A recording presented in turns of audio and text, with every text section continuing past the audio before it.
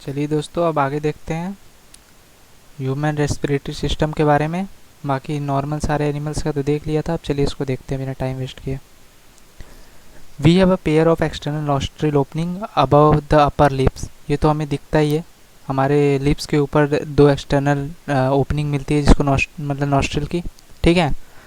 It leads to nasal chamber, वही जो होता है वो नेसल चैम्बर में खुलता है, नेसल पैसेज के थ्रू। ठीक है। The nasal chamber open into pharynx. अब यहाँ आ गया फेरिंग्स। फेरिंग्स का कॉमन ओपनिंग थी इस उसकी, जो फेरिंग्स थी वो कॉमन ओपनिंग थी। ठीक है, विंड पाइप और फुट पाइप की। ठीक है। तो ईसोफेगस और ट्रैकिया की। अ portion of which a common passage of food and air, वही दिया है यहाँ पे, लिखा है फूड एंड एयर के लिए फेरिंग्स कॉमन पैसेज होता है। ठीक है। The pharynx open through larynx region into trachea. अभी जो फेरिंग्स होता है वो लैरिंग्स रीजन से होते हुए ट्रैकिया में खुलता है। अब लैरिंग्स क्या है? लैरिंग्स साउंड बॉक्स है। ठीक है। फेरिंग्स के नीचे क्या मिला? लैरिंग्स साउंड बॉक्स। ठीक है। लैरिंग्स इज कार्टिलेजिनस बॉक्स। क्वेश्चन पूछता है which help in sound production is called sound box, इसीलिए इसको साउंड बॉक्स भी बोलते हैं। During swallowing glottis can cover by a thin elastic cartilage flap call epiglottis. मैंने इसका डाइजेशन में अच्छे से समझाया था कि क्या होता है ये। ठीक है।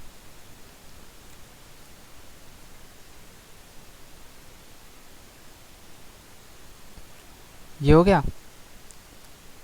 ये मैं इसलिए बना देता हूँ आपको, ये नेसल चैम्बर भी दिखे, यही ओपनिंग होती है। ठीक है। ये नेसल पैसेज से होते हुए एक नेसल चैम्बर में खुलता है, फिर यही जाके फेरिंग्स में खुल जाता है। ठीक है।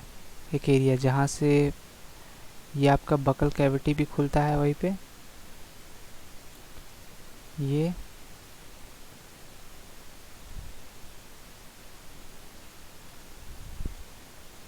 उसके बाद आपका यहीं पे ये आपका मिल गया विंड पाइप, जिसकी ओपनिंग को बोला ग्लॉटिस, जिसके ऊपर कार्टिलेजिनस फ्लैप मिला एपिग्लॉटिस।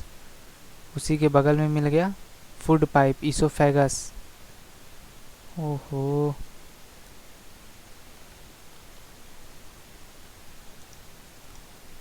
देख रहे हैं? तो इसी के बगल में मिल गया ईसोफेगस। ठीक है। Food pipe. तो ये होता है कुछ, तो इसमें क्या होता है एपिग्लॉटिस, ये एपिग्लॉटिस है, ये entry of food into glottis, मतलब विंड पाइप के अंदर जाने से रोकता है, कैप बंद हो जाएगा जब आप खाना निकलोगे यहाँ से। ठीक है। और यही यही आपका फेरिंग्स रीजन के नीचे में मिलेगा। अब इसको इस डायग्राम से नहीं समझा सकता, इसको नीचे वाले डायग्राम से देखो। अब ये सीधे ट्रेकिया की बात कर रहा है। ठीक है। तो ये आपका मिल गया एपिग्लॉटिस, उसी के नीचे ये जो पोर्शन है ये साउंड बॉक्स हो गया, लैरिंग्स। ठीक है। चलिए, तो एपिग्लॉटिस तक आप देख लिए, prevent entry of food into लैरिंग्स। Trachea जो होता है स्ट्रेट ट्यूब होता है, स्ट्रेट ट्यूब है ट्रैकिया। ठीक है। लेकिन फिफ्थ थोरेसिक वर्टिब्री पे आके ये डिवाइड हो गया। पहले स्ट्रेट था लेकिन ये डिवाइड हो जाता है दो पार्ट में। ठीक है। अब ये दो पार्ट जो है, अब ये फिर और भी डिवीज़न होगा इनमें, फिर देखिए और भी डिवीज़न हो रहा है, फिर रूट जैसा नहीं हो गया कई डिवीज़न इनमें, तो उसकी बात यहाँ किया है। चलिए, ट्रैकिया जो होता है स्ट्रेट ट्यूब होता है। ठीक है। Extend up to mid thoracic cavity, mid thoracic cavity तक आता है, और मिड थोरेसिक कैविटी पे आके ये डिवाइड हो जाता है लेफ्ट और right, divide at the level of fifth thoracic vertebra. तो ये दो पूछता है, मिड थोरेसिक कैविटी तक आता है और फिर फिफ्थ थोरेसिक वर्टिब्रा पे आते ही वो लेफ्ट और राइट प्राइमरी ब्रोंकियाई में डिवाइड हो जाता है। ठीक है। अभी ब्रोंकियाई जो होते हैं वो ब्रोंक्यूल्स में डिवाइड होंगे। ठीक है। तो ये ब्रोंकियाई जो है, फिर ये अंडरगो सेकेंडरी टर्सरी ब्रोंकियाई, फिर लास्ट में ब्रोंक्यूल्स में डिवीजन होता है, and bronchioles ending up to terminal bronchiole. तो याद रखिएगा एंडिंग टर्मिनल होती है, टर्मिनल ब्रोंक्यूल पे एंट्री होती है। और लेकिन इसमें कार्टिलेजिनस रिंग आपको दिख रहा है, ये कार्टिलेजिनस रिंग, ये जो है इनकम्प्लीट कार्टिलेजिनस रिंग, ये आगे से तो कंप्लीट है, पीछे जाके इनकम्प्लीट है, कुछ ऐसा होगा। ये मान लीजिए वही मैंने बताया बनाया, और ये जो रिंग है इनकम्प्लीट, वो आगे से कंप्लीट है, पीछे जाके इनकम्प्लीट होगी। पीछे क्योंकि यही से आपका वर्टिब्रल कॉलम रहता है। ठीक है। तो आगे से तो कंप्लीट दिखेगी। और ये रिंग का काम क्या है, जब एयर बाहर जाएगा बॉडी से, ठीक है, तो ये कोलैप्स ना कर जाए ट्रैकिया, आपस में चिपक ना जाए, इसकी वजह से ये कार्टिलेजिनस रिंग हेल्प करती हैं उसको, ठीक है, उनके शेप को मेंटेन करने में। तो द ट्रैकिया, अब देखिएगा, ट्रैकिया प्राइमरी, सेकेंडरी, टर्सरी और इनिशियल, मतलब ये जो support cartilage incomplete cartilaginous ring मिला वो कहाँ तक, टर्मिनल तक नहीं मिला, लास्ट के एक जस्ट पहले तक मिलता है। मतलब ये जो डिवीज़न हुआ है, टर्मिनल मतलब लास्ट टर्मिनल, ये टर्मिनल है ना, टर्मिनल जाके एल्वोलाई में खुलता है ये टर्मिनल, लेकिन जो कार्टिलेजिनस रिंग है यहीं तक मिली है, ये टर्मिनल तक नहीं मिलता क्योंकि टर्मिनल लास्ट में इतना पतला हो जाता है, उस टर्मिनल के जस्ट पहले वाले को इनिशियल बोलते हैं, तो इनिशियल तक मिलता है, टर्मिनल तक नहीं, ठीक है। ये एनसीईआरटी एकदम अच्छे से लिखा है, देखिएगा कि ये इनिशियल ब्रोंकियल्स तक इनकम्प्लीट कार्टिलेजिनस रिंग मिलती है, ठीक है। Each terminal bronchiole give rise to number of very thin irregular bag like structure called alveoli, irregular होता है एल्वोलाई, ठीक है। The branching network of bronchioles and alveoli, ये जो लंग्स बना कैसे, लंग्स कोई वैसा दिखता नहीं है जैसा हम लोग सोचते हैं, लंग्स इन्हीं के नेटवर्क को बोला गया, ये नेटवर्क जो है इसी को लंग्स बोला गया। उसके बाद ये दो ठो मेम्ब्रेन मिल गई, हुआ एनाटॉमिकल सेटअप एक हो गया तैयार, ठीक है, तो लंग्स इस पूरे को बोलते हैं। The branching network of bronchioles and alveoli comprise the lungs, we have 2 lungs which are covered by double pleural membrane, ठीक है, और बीच में प्लूरल फ्लूइड भर जाती है, मैंने बोला ना प्लूरल वर्ड जहाँ भी आएगा वो लंग से रिलेटेड है, ठीक है। और ये जो बीच में जो फ्लूइड है वो रिड्यूस फ्रिक्शन के लिए, मतलब फ्रिक्शन रिड्यूस करता है, ठीक है, on the lung surface. The outer pleural membrane is close contact with thoracic chamber, thoracic lining, तो आउटर जो है थोरेसिक लाइनिंग के क्लोज कॉन्टैक्ट में रहती है, where inner pleural membrane is lungs के कॉन्टैक्ट में रहेगा, ठीक है, सरफेस में। The part starting with external nostril up to terminal bronchiole, मतलब ये जो पाइपलाइन है उसको कंडक्टिंग पार्ट बोला गया, ठीक है।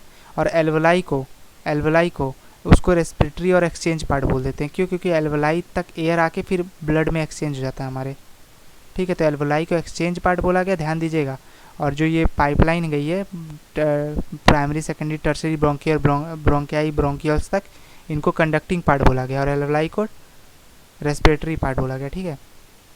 The conducting part transport atmospheric air to the alveoli, और कंडक्टिंग पार्ट का काम क्या है कि एयर को एल्वोलाई तक लाएगा, क्लीन करेगा फॉरेन पार्टिकल्स को, एयर को ह्यूमिडिफाई करेगा, मतलब बाहर टेम्परेचर 50 डिग्री, तो हमारे बॉडी में 50 डिग्री सेल्सियस का अगर एयर जाएगा तो हमारे लंग्स जल सकते हैं, तो उनको नॉर्मल टेम्परेचर तक लाने का काम करता है, ठीक है।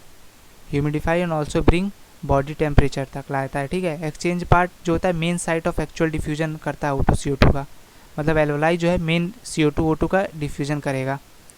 The lungs are situated in thoracic chamber, lungs जो होता है थोरेसिक चैम्बर में होता है, जो कि anatomically and air tight chamber है, ठीक है। लंग्स हमारा थोरेसिक चैम्बर में पाया गया, जो एनाटॉमिकली एक एयर टाइट चैम्बर है, मतलब हम लंग्स के वॉल्यूम को डायरेक्ट नहीं बढ़ाते हैं, हम अपने थोरेसिक चैम्बर मतलब लिप्स को ऊपर करते हैं, जिससे थोरेसिक चैम्बर का वॉल्यूम बढ़ता है, तो हमारे लंग्स का वॉल्यूम भी बढ़ता है। Thoracic chamber is form by dorsal by vertebral column, पीछे में वर्टेब्रल कॉलम मिलता है, आगे में स्टर्नम मिलता है, ठीक है, और लेटरल में रिब्स मिलता है, इसी से हमारा जो है ये थोरेसिक चैम्बर तैयार होता है, ठीक। द लोअर साइड में डोम शेप डायफ्राम मिलता है जो फ्लोर बनाता है। The anatomical setup of lungs in thorax is such that any change in volume of thoracic chamber reflects the lungs pulmonary volume में change हो जाता है, ठीक है। Such arrangement is essential for breathing and we cannot directly alter the, मतलब ये arrangement जो है वो ब्रीथिंग के लिए जरूरी है, क्योंकि हम लंग्स के वॉल्यूम को डायरेक्टली नहीं बढ़ा घटा सकते, मतलब हम इन सब की वॉल्यूम्स को डायरेक्टली बढ़ा घटा नहीं सकते हैं, ठीक है। आगे में यहीं पे रिब्स मिलती हैं, मतलब किनारे में रिब्स मिलते हैं, पीछे वर्टिब्रल कॉलम मिलता है, ठीक है, पीछे में, आगे में स्टर्नम मिलता है, नीचे में बेस मिलता है, इससे ये पूरा सेटअप तैयार होता है एनाटॉमिकल चैम्बर, ये जो दिख रहा है आपको, फिर उसी में लंग्स मिलते हैं 2 ठो, ठीक है। तो हम इनका वॉल्यूम चेंज करते हैं, थोरेसिक चैम्बर का रिब्स उठते हैं, तो जिससे ये जो अटैच है ये उठेगा, तो जिससे कि लंग्स में प्रेशर कम होगा तो एयर अंदर आ जाएगी, ठीक है। तो इस तरह से रेस्पिरेशन की प्रोसेस होती है। रेस्पिरेशन जो होता है involve the following step, involve होता है breathing and pulmonary ventilation by which atmospheric air drawn in and CO2 rich alveolar air release out, मतलब एटमॉस्फेरिक एयर अंदर आती है, CO2 रिच एल्वुलर एयर बाहर चली जाती है, ठीक है। Diffusion of gases O2 CO2 across alveoli के अक्रॉस CO2 O2 का अंदर बाहर होना है, ठीक है। फिर ब्लड से गैस का ट्रांसपोर्ट